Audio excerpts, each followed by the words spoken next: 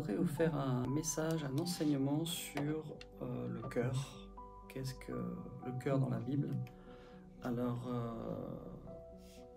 il y a tellement de choses qu'on pourra dire sur le cœur que c'est tellement intéressant et ça nous parle tellement. Et la Bible parle beaucoup du cœur, Dieu nous parle beaucoup du cœur, et le cœur est ce qui est le plus important pour Dieu. Le cœur est ce qui est le plus important pour Dieu. Donc je voulais simplement vous partager quelques versets de la parole de Dieu, mais aussi pour les gens qui ne connaissent pas ce que c'est le cœur aussi, il faut aussi penser que nous pouvons avoir des auditeurs qui écoutent et qui n'ont pas ce langage de la Bible. Et pour eux, si on parle du cœur, on peut très bien parler de l'organe du cœur. Donc le cœur, dans la Bible, il est parlé non pas donc du cœur comme l'organe physique, mais il est parlé du cœur spirituel, c'est-à-dire qu'il est le siège de nos émotions, il est le siège de nos sentiments, il est le siège aussi de nos désirs, de notre volonté. Voilà, tout ça, ça fait partie du cœur, le centre de l'esprit humain, aussi bien dans son aspect spirituel que dans ses émotions, pensées, volontés et désirs. La Bible parle beaucoup, il y a énormément de passages sur le cœur et sur les pensées. La Bible parle beaucoup du cœur parce que, comme je vous l'ai dit tout à l'heure, Dieu attache une importance au cœur, beaucoup plus au cœur que à ce que l'on fait pour lui. Dieu regarde vraiment notre cœur, et à tel point que dans notre cœur, il y a les pensées. Il y a les pensées, et il faut savoir que chaque pensée que nous pouvons avoir, c'est écrit dans le livre au ciel. Donc c'est dire le nombre de pensées qu'on peut avoir.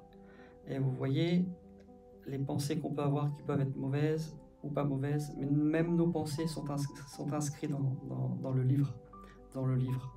Et c'est pour ça que je vous dis que le cœur est très très important. Et de penser aussi à nos pensées, à nos propres pensées. Parfois, on pense des choses et on ne se rend pas compte que bien souvent, on pense soit des choses négatives, soit on peut avoir des pensées, des préjugés sur telle ou telle personne. Et tout ça, ça fait vraiment partie de nos pensées. Ce qui est merveilleux avec le Saint-Esprit qui vit en nous, c'est qu'il peut nous montrer à quel point nos pensées sont vraiment ternies à cause du péché adamique, du péché qui nous a été injecté par Adam et Ève, et le péché est dans notre cœur. Je crois que c'est un verset de la Bible, il dit « Dès le matin, je me lève, le péché frappe à la porte ». Donc ça veut dire que dès qu'on se lève le matin, tout de suite, j'ai parlé beaucoup des pensées, on a tout de suite des pensées et le cœur qui parle. Le péché frappe à la porte de notre cœur. On peut très bien se lever le matin avec des pensées négatives, des pensées, toutes sortes de choses. C'est pour ça que je vous disais l'autre jour que c'est important d'avoir une discipline de vie et de pouvoir se donner la discipline de se lever, par exemple le matin en lisant la Bible, ou même dans votre lit, tout simplement. Vous savez, maintenant, avec les possibilités qu'on a, on peut très bien lire des passages de la Bible, et ça permet vraiment déjà d'éduquer nos pensées et de les mettre dans les bonnes directions. Je vais vous donner quelques passages sur le cœur, et puis une expérience que j'ai vécue la semaine dernière et que je continue à vivre, et où Dieu m'a vraiment parlé, et ça m'a vraiment affecté au plus profond de moi-même. Je vais vous donner quelques versets où la Bible parle du cœur, mais il y en a tellement. Garde ton cœur plus que toute autre chose, car de lui viennent les sources de la vie. Vous voyez, là, on voit que le cœur, c'est là où viennent les sources de la vie. Donc, si c'est de là que viennent les sources de la vie, ça veut dire aussi que c'est là que viennent les sources de la mort. Un cœur non renouvelé, c'est un cœur souvent où il y a beaucoup de choses mortes en nous. Un cœur qui est renouvelé par la parole de Dieu, qui est renouvelé par le Saint-Esprit qui est en nous. C'est un cœur où il y a la source de la vie. C'est là où toute la vie de Dieu vient en nous et c'est là où on peut fonctionner avec la foi. Comme je vous le disais, la foi est importante. La foi, c'est le langage du royaume de Dieu. La foi, c'est là où on met notre cœur. Et le cœur est très, très important. Il est très important et il est le centre même, je dirais, de la Bible. Parce que quand vous lisez la Bible, dans tout son ensemble, il est question du cœur de l'homme et comment Dieu y regarde le cœur de l'homme. D'ailleurs, vous retrouvez dans le premier déluge de Adam et Ève, il est écrit que Dieu était triste et que le cœur de l'homme était devenu méchant. Et c'est l'une des raisons pour lesquelles la terre a été détruite lorsqu'il y a eu le déluge. Donc c'est dire à quel point le cœur est très, très, très important. Vous savez, dans le cœur, on a nos motivations. Tout ce que l'on peut faire ou pas faire sont gérés par des émotions, sont gérés par des motivations. Et les motivations doivent être en alignement avec ce que l'on croit. Si vous croyez des bonnes choses, c'est super, c'est très bien, mais si vous croyez des mauvaises choses, automatiquement ça affectera notre cœur et la façon dont on va penser, la façon dont on va agir. Voilà. Donc le cœur est vraiment la partie la plus importante pour Dieu. Dieu s'intéresse plus à notre cœur qu'à ce que l'on fait. C'est notre cœur qui compte pour lui. Et de savoir ces choses-là, de savoir que Dieu s'intéresse à ces sentiments qu'on a dans notre cœur pour lui, et de savoir que le cœur est important, ça peut aussi changer toute la trajectoire de notre vie. Beaucoup de personnes peuvent faire des choses dans leur vie pour avoir un certain standing, etc. Mais en fait, on voit qu'ils sont gérés par leur cœur qui a besoin de reconnaissance dans la société, reconnaissance autour d'eux. On va dire d'eux que c'est des personnes bien parce qu'ils sont arrivés à un certain standing. Et vous voyez, le cœur gère la personne. Le cœur gère toujours la personne. Le cœur va être la motivation qui va nous permettre de vivre le matin et d'avoir des objectifs dans nos vies. Donc le cœur est très important devant Dieu. Et c'est là où Dieu regarde ce qui s'y passe. C'est pour ça que souvent dans la Bible, il est dit que le cœur de l'homme est méchant par-dessus tout. Il est dit aussi dans d'autres passages, « Sonde-moi, ô Dieu, et connais mon cœur. Regarde si je suis sur une mauvaise voie et conduis-moi sur la voie de l'éternité. » Vous voyez comment le cœur est important. « Sonde-moi, ô Dieu. » Personnellement, c'est une prière que je fais régulièrement. Je demande toujours à Dieu de sonder mon cœur. Et s'il y a des choses qui ont besoin d'être encore corrigées, s'il y a des choses dont j'ai besoin de demander pardon à Dieu, de lui demander pardon en tant que fils devant son Père, eh bien je lui demande et je laisse le Saint-Esprit qui est en nous aussi transformer notre cœur, parce que des fois on peut vouloir faire les choses, mais il faut aussi le Saint-Esprit qui est là, qui nous a été laissé comme le consolateur, comme l'esprit de vérité pour transformer nos cœurs. Un cœur ne se change pas du jour au lendemain. Un jour, on est à Jésus, on a accepté le Seigneur Jésus dans notre vie, et le lendemain, on se réveille, ça y est, tout notre cœur est changé. C'est un apprentissage, et il y a même des choses dans notre cœur où seul le Saint-Esprit peut intervenir. Parce que le cœur de l'homme, comme le dit la Bible, est méchant par-dessus tout, à cause de ce que nous avons été tous affectés par le péché d'Adam et Ève. On pourrait donner d'autres versets qui disent « C'est du cœur que viennent les mauvaises pensées, les meurtres, les adultères, les débauches, les vols, les faux témoignages, les calomnies. » Donc vous voyez comment tout le cœur est dans ces choses. Vous voyez comme le cœur est dans ses sentiments. Car c'est du cœur que viennent les mauvaises pensées, les meurtres, les adultères, les débauches, les vols, les faux témoignages, les calomnies. Lorsqu'on calomnie des personnes ou autres, en fait, eh bien, toutes ces choses-là, ça vient de notre cœur. Le cœur qui veut s'enorgueillir aussi. Le cœur qui veut faire comme l'ange Lucifer qui a voulu prendre la place de Dieu. Et en fait, on voit que c'est le premier péché d'orgueil. Ça a été celui de Lucifer quand il a voulu monter et prendre sa place. Je ne vais pas développé ce passage-là, mais il est parlé que 5 fois il a voulu monter, et 5 fois la chute de Lucifer a entraîné un tiers des anges déchus avec lui. Donc vous voyez, aussi, on parlera un jour de l'orgueil qui peut nous emmener très loin. Et il y a tellement de passages aussi sur l'orgueil et l'humilité. C'est pour ça que c'est très important de veiller sur notre cœur, toujours à ce que notre cœur soit à chercher l'humilité, pas chercher à se glorifier soi-même, pas chercher à... Vous savez, quand on a réglé ce genre de choses, d'acceptation, d'être aimé par Dieu, on se sent aimé, on va plus tellement chercher ces choses-là, on va plus tellement chercher l'acceptation des autres, mais on va vouloir vraiment plaire à notre Père Céleste. Et c'est très important de faire attention à notre cœur, parce qu'on peut très vite, et on doit toujours veiller sur notre cœur. D'ailleurs, il y a un passage qui est très fort qui dit « Garde ton cœur plus que toute autre chose ». Je vous l'ai lu tout à l'heure, car c'est de lui que viennent les sources de la vie. Quand Dieu nous demande de garder notre cœur, ça veut dire qu'on doit le protéger. On doit protéger notre cœur. Notre cœur est comme un champ qu'on doit protéger. On doit le protéger même des personnes qu'on peut avoir autour de nous.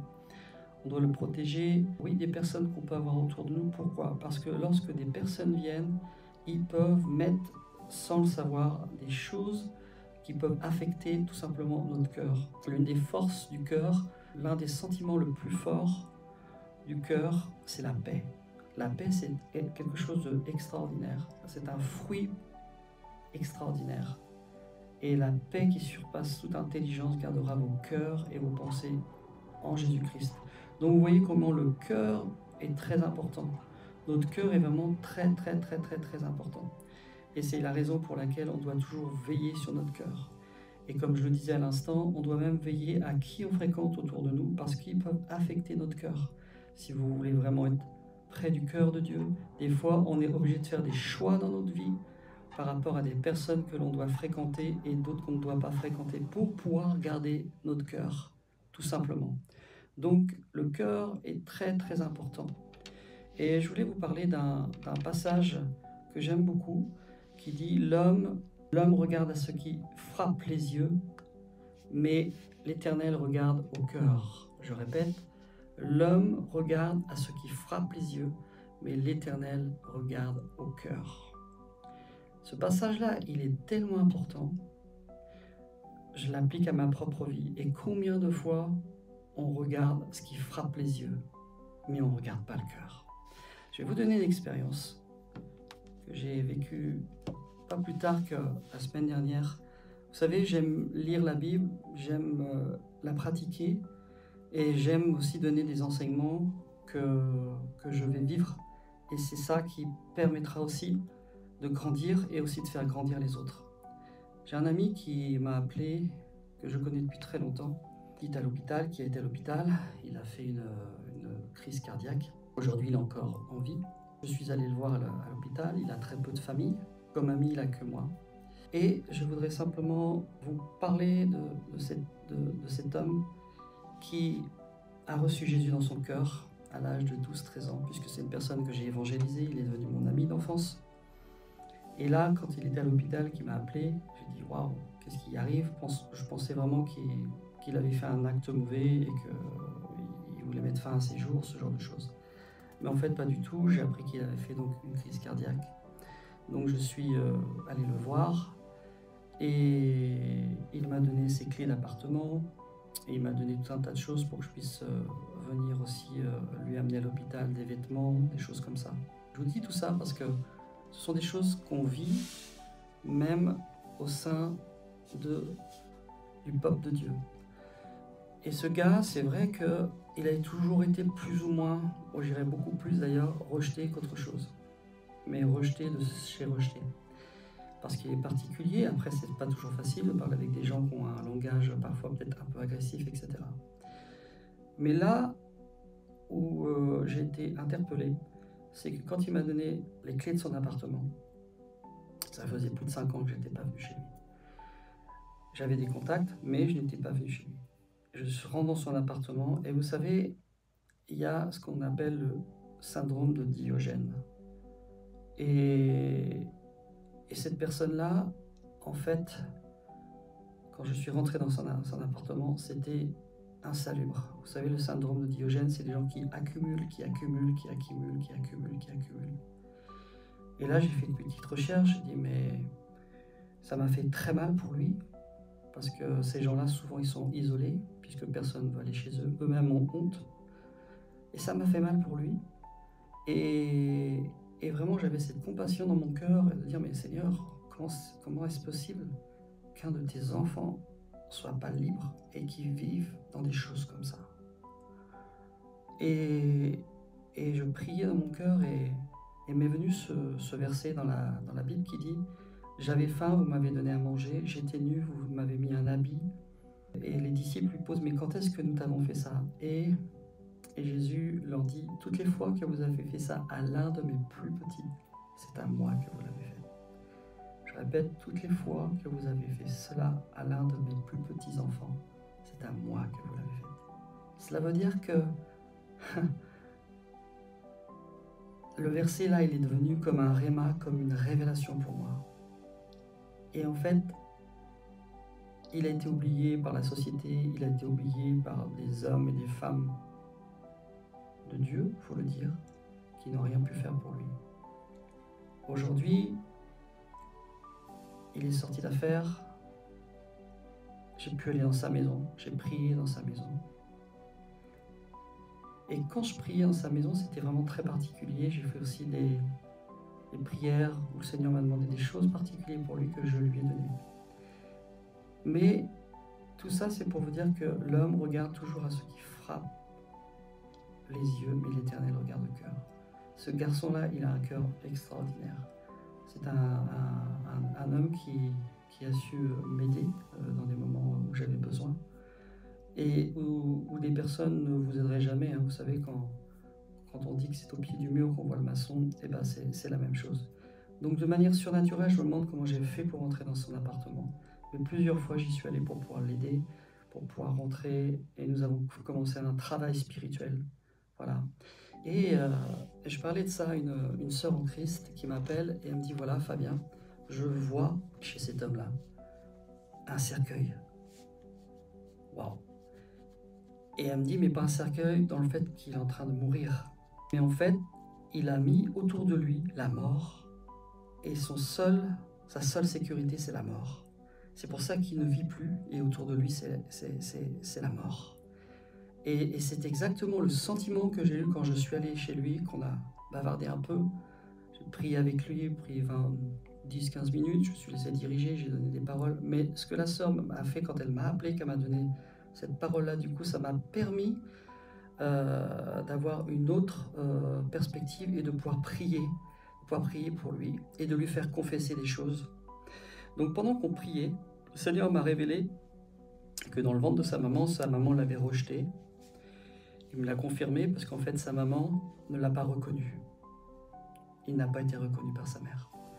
Donc il y a eu une espèce de rejet, et le rejet, il était déjà... Et lui, en tant que bébé, vous savez, dans le ventre de la maman, on peut déjà choisir. Il avait choisi la mort. Il avait choisi la mort, tout simplement. Vous voyez comment cela a impacté sa vie. Il a une vie sociale, mais lorsque vous rentrez chez lui, regardez ce que c'est le syndrome de Diogène, regardez ce que c'est les accumulateurs compulsifs. La grâce que j'ai dans cette situation, que lui là, c'est qu'il n'y a pas de mauvaise odeur. Mais du coup, c'est très difficile et il ne reçoit personne. Et vous savez, ce syndrome-là, c'est vraiment quelque chose de diabolique. Et quand vous regardez sur l'aspect purement psychologique, c'est lié à des chocs et à des traumatismes qui ont été faits dans l'enfance. On voit même des fois je l'ai vu il y a quelques années, dans des documentaires, une femme qui était psychologue et qui accompagnait cette personne-là pour enlever tous les détritus qu'il y avait dans sa maison. Parce que pour cette personne-là, c'était comme une sécurité. L'homme regarde toujours à ce qui frappe les yeux, mais l'Éternel regarde au cœur. Je peux vous dire que ce frère-là, il a un cœur vraiment un très bon cœur. Il a des souffrances, mais je connais le fond de son cœur. Il a un cœur généreux. Et c'est pour vous dire, vous voyez, moi-même, je n'allais pas chez lui parce que je savais qu'il avait ces soucis-là, mais pas de cet ordre-là. À cet ordre-là, là, c'était vraiment monté. Donc aujourd'hui, je fais un travail d'accompagnement avec lui, un travail d'accompagnement spirituel, Il y a des professionnels aussi qui sont là avec lui. Et je sais qu'il est en voie de guérison et que Dieu a commencé à faire des guérisons miraculeuses dès l'instant où lui-même il a confessé qu'il ne choisissait plus la mort mais qu'il choisissait la vie. Mais vous voyez, c'est merci à cette sœur qui a eu cette parole, cette révélation qui m'a permis d'aider, parce que lorsque je suis rentré dans son appartement, c'est exactement ce qui s'était passé. C'est-à-dire qu'il était assis sur son bord de canapé et en fait, autour de lui, c'était comme la mort. Et en fait, je suis rentré là-dedans et il y avait comme la mort qui était là. Et j'ai pu vraiment prier avec lui, faire 20 minutes de prière, des prières inspirées. Je demandais au Saint-Esprit de m'aider. Lui-même, il a accepté et ça, c'est vraiment merveilleux. Et cette sœur qui a eu cette révélation-là m'a permis à lui aussi de le faire confesser qu'il n'acceptait plus de vivre dans la mort, mais dans la vie et de choisir la vie tout court, hein, la vie avec tout ce que ça représente.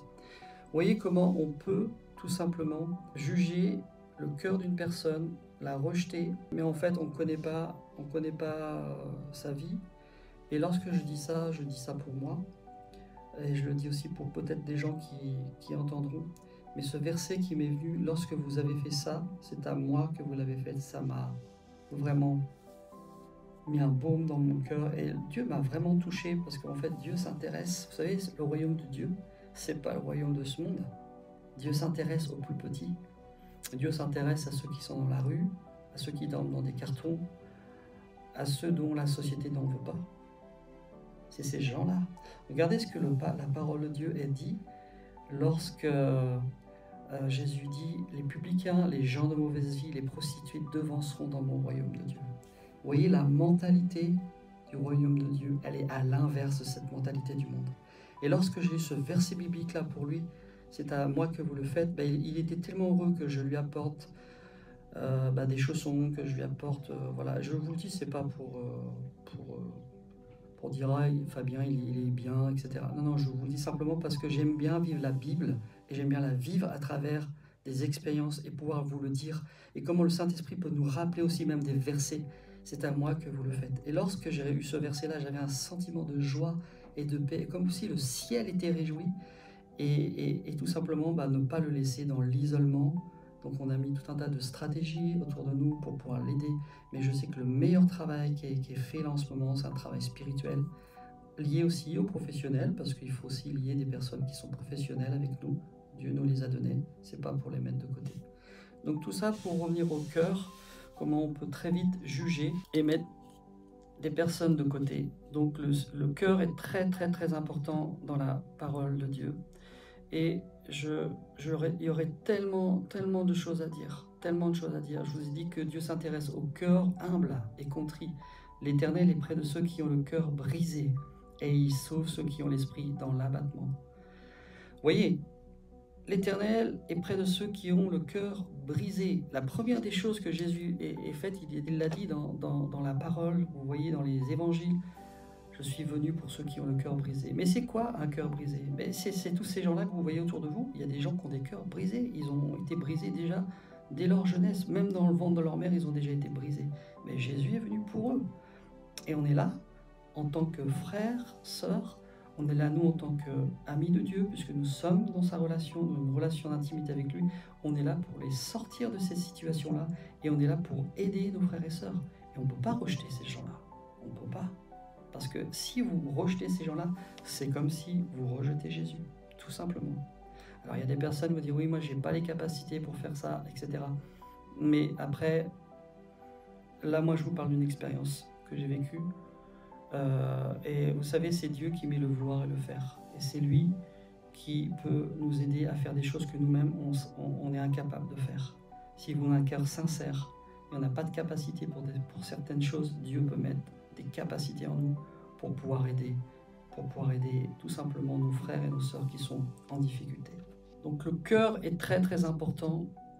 Et là, je vous parlais du cœur qui peut avoir des préjugés ou tout simplement même un cœur qui peut mettre des personnes à l'écart. Et regardez aujourd'hui, cette personne-là, si je ne l'aidais pas, vous savez, la dramatique de cette histoire, la dramatique, c'est que ces gens-là, bien souvent, ils meurent tout seuls chez eux dans leur appartement, sans la visite de personne. C'est triste, C'est triste, c'est vraiment triste. Et c'est pas ce que Dieu veut.